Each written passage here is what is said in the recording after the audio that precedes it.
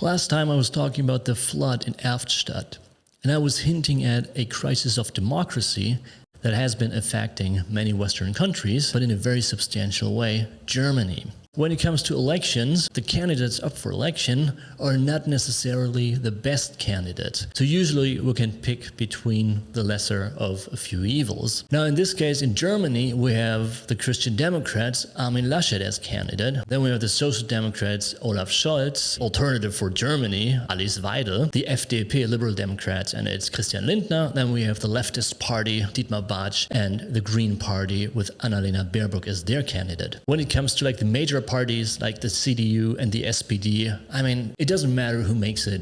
It doesn't matter who's elected because their policies are essentially the same. Now, the smaller parties, the AfD has the asinine plan to leave the European Union. Of course, well, that's step one. What's step two? What then? Germany leaves the European Union collapses because Germany is the biggest economy, the most important member country. So this is not going to happen.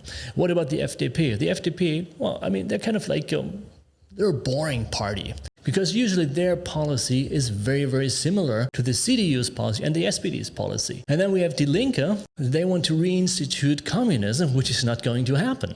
And the Green Party, well, what the Green Party officially wants is to protect the environment and to prevent climate change from happening. Well, the problem is then, if you take a look at their program, they want to make things more expensive, they want to make cars more expensive, they want to raise taxes, and so on. Well, after 16 years of Merkel as German chancellor, Merkel has accomplished one thing. There's almost no difference between the established parties, well, except the radical parties like the AfD and Die Linke, which do not have a reasonable chance to be elected anyway. But the other parties like the CDU, the SPD, the FDP, and the Green Party, they're established parties with government experience, where Merkel has succeeded in eliminating all the differences between the parties by actually using all these different parties' policies for her own policy. So for example, in 2011, after the Fukushima catastrophe, Merkel went into the election with a plan to shut down nuclear power plants. Of course, this plan has been around for at least 15 years, and it was the Green Party's plan. So she just used the Green Party's plan as her own plan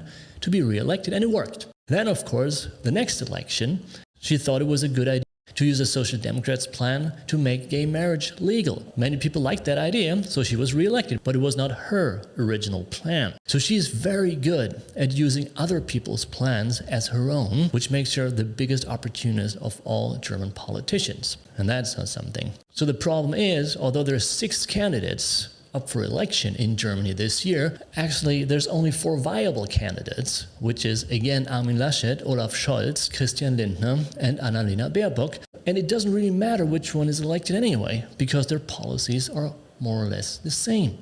So Merkel has really succeeded in eliminating all differences between the major parties, which of course means that the German people do not really have any choice at all when it comes to electing the right candidate.